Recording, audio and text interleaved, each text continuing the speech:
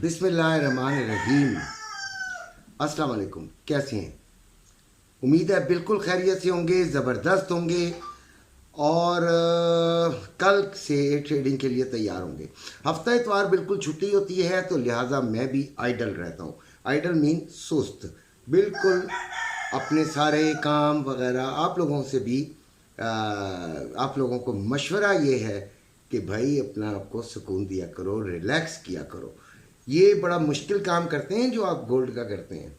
Gold में एक एक मिनट बाद रेट तब्दील हो रहा होता है और उसके ऊपर उसको देखना, उसको समझना, उसके मुताबिक फ़ैसला करना, हर वक्त जहन जो है वो आपका हाजिर होना चाहिए। तो इसलिए बहुत थकन हो जाती है और ख़ास तौर पे मुझे, इसलिए कि मेरे ऊपर तो मैं तो एक टीम का इंचार्ज भी हूँ, यानी कि मेरा ग्रुप भी है। तो ग्रुप अगर ज्वाइन करना हो तो ज़रूर तशरीफ़ लाएँ। ट्रेडिंग ग्रुप में अभी फ़िलहाल जगह है। फिज़िकल ग्रुप में उस दिन ओपन किया था तो बहुत सारे लोग आ गए थे, जिनको जमा कर सका कर दिया। अब ट्रेडिंग ग्रुप में आने के लिए आपको एक्सनेस का नया अकाउंट मेरे लिंक से बनाना पड़ेगा। कल मुझे एक बच्चे ने कहा कि आपको डॉलर चाहिए, तो यस मुझे डॉलर चाहिए। उसकी अकल पे मैं मातम करता हूँ। अगर मुझे डॉलर चाहिए होते तो मैं जो अपने लिंक से आए हुए हैं उनको बड़ी बड़ी लॉट्स दिलवाता। मैं 0.01 से बड़ी लॉट के हक में ही नहीं हूँ, तो मुझे क्या मिलेगा आप अंदाज़ा कर सकते हैं। खैर छोड़े इस बात को। अभी हम बात करते हैं आज इतवार है और पूरे हफ्ते का डाटा जो आएगा उसके ऊपर सबसे पहले बात करते हैं कि क्या क्या ख़बरें, क्या क्या डाटा आएगा जो कि गोल्ड को ऊपर नीचे दाएं बाएं कर सकता है। तो ट्यूसडे को यानी मंडे आपका फ्री है, कोई डाटा मौजूद नहीं है। ब्रिटेन ट्यूसडे को ब्रिटेन क्लाइमेट चेंज है अकाउंट, और फिर ब्रिटेन की अनएम्प्लॉयमेंट रेट है। फिर ट्यूसडे को ही बैंक ऑफ कनाडा के गवर्नर मैकलम की स्पीच भी है। फिर वेडनेसडे की बात करते हैं, यानी बुध वाले दिन, जो कि इम्पोर्टेंट हुआ करता है गोल्ड में। बुध, जुमेरात और जुमा बहुत इम्पोर्टेंट हुआ करता है। तो खैर इस दफ़ा भी शायद है। तो ब्रिटेन जीडीपी नंबर्स हैं, यूएसए का सीपीआई मंथली ईयरली नंबर्स हैं और यूएसए के कोर सीपीआई मंथली नंबर्स हैं। ठीक है, इन्फ्लेशन नंबर्स, इसको आप शॉर्टली आप इसका नाम यही है। यूएसए के 10 ईयर्स बॉन्ड ऑक्शन भी है। और फिर थर्सडे यानी जुमेरात वाला दिन आ गया तो यूरोप मॉनेटरी पॉलिसी है, यूएसए कोर पीपीआई नंबर्स हैं और यूएसए पीपीआई नंबर्स हैं। फिर यूएसए अनएम्प्लॉयमेंट क्लेम्स हैं। फिर यूरोप का ईसीबी प्रेस कॉन्फ्रेंस है। अब आ गई जी फ्राइडे यानी जुमे वाला दिन। तो यूएसए प्रीलियम कंज्यूमर सेंटीमेंट और यूएसए इन्फ्लेशन एक्सपेक्टेशंस, ये आपके डेटाज की मैंने लिस्ट दे दी दिनों के नाम के साथ। अब इनके असरात उसी दिन के मुताबिक बताए जाएंगे कि भाई क्या हो सकते हैं तो क्या होगा और क्या हो सकते हैं तो क्या होगा।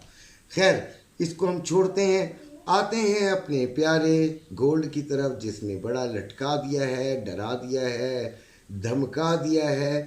लोग परेशान भी हैं जिन्होंने गोल्ड रखा हुआ है, क्या करेगा, कहाँ तक जा सकता है, कहाँ तक आ सकता है, ये तमाम चीज़ें हैं।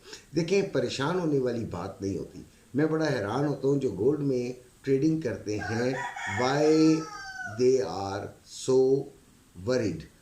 आपके अंदर एक कैपेसिटी, एक बड़ी ताकत, एक पावर होनी चाहिए, पावर ऑफ होल्डिंग। अगर आपके अंदर होल्डिंग पावर है तो नो प्रॉब्लम। अगर आपके अंदर होल्डिंग पावर नहीं है तो गोल्ड के बिजनेस में मत आइए। ठीक है। अच्छा, जो रोज़मर्रा के करते हैं वो तो बड़े मौका शनास होते हैं। फौरी तौर पे उन्होंने लिया, जहाँ पे उनको कोई प्रॉफिटली मिला उन्होंने बेच दिया, फिर नीचे से ले लिया, प्रॉफिट लिया, बेच दिया। That's the strategy of the daily traders यानी इंट्राडे ट्रेडर्स। अब हम वैसे भी इंट्राडे ट्रेडिंग की ज़्यादा बात करते हैं, लॉन्ग टर्म की ज़रा कम किया करते हैं। तो पिछले हफ्ते का पहले थोड़ा सा रिव्यू कर लेते हैं क्या हुआ था और आपका ज़रा डर खौफ थोड़ा सा कम करते हैं। पिछले हफ्ते 2503 तक मार्केट जो थी वो पे क्लोज हुई थी। वहीं से इसने ओपन किया यानी कि मंडे को जब ओपन कर लिया तो आहिस्ता आहिस्ता ये नीचे की तरफ भी इसने चक्कर लगाया और 2471 इसका लो लग गया। 2471 जिस पे हमने आपको कहा था कि इस पे खरीदारी 2470 में खरीद लें। आपको याद होगा, नहीं याद होगा तो कोई बात नहीं, मुझे सर पे कौन सा आप ताज पहना देंगे।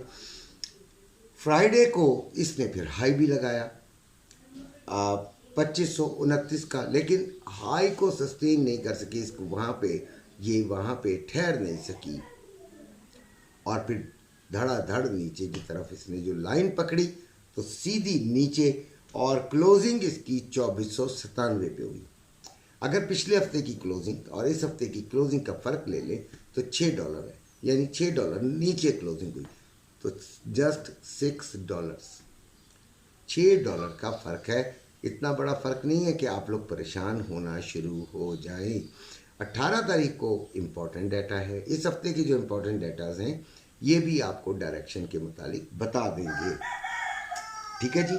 आज जो रेट है वो है आपका 2,64,400 रुपये में बाइंग पीस की, 2,65,000 में सेलिंग है और रवा 2,62,000 में बाइंग और 2,62,500 रुपये में सेलिंग हो रहा है।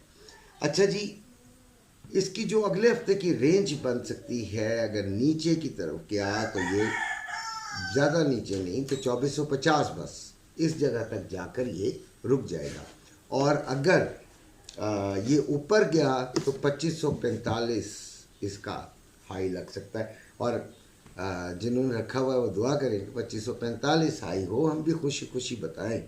अच्छा जी, सिल्वर 27.93 पर है और इसका जो लो लगा है वो इसका जो रेट चल रहा है वो 2780 रुपये में बाइंग हो रहा है और 2830 रुपये में ये सेलिंग हो रहा है। अच्छा, सिल्वर और ये गोल्ड बहन भाई हैं, समझ लीजिए, कज़न्स कर लीजिए, इकट्ठे ही हैं, इकट्ठे ही चलते हैं, लेकिन सिल्वर थोड़ा जल्दी रिएक्शन दे देता है, जल्दी अपनी मूव बना लेता है। डॉलर 280 रुपये 25 पैसे में है और स्टॉक मार्केट आपको मालूम है कि 34 पे जमा 34 यानी कि 34 पॉइंट अप पे ये बंद थी। ऑयल 67.54, 63 तक का भी चांस है और 72.50 का भी चांस है। ऊपर गया तो 72.50, नीचे आया तो 63, 62 ये है, ठीक है। इसी के साथ इजाज़त चाहता हूँ। अपने घर वालों का ख्याल रखिएगा। अल्लाह।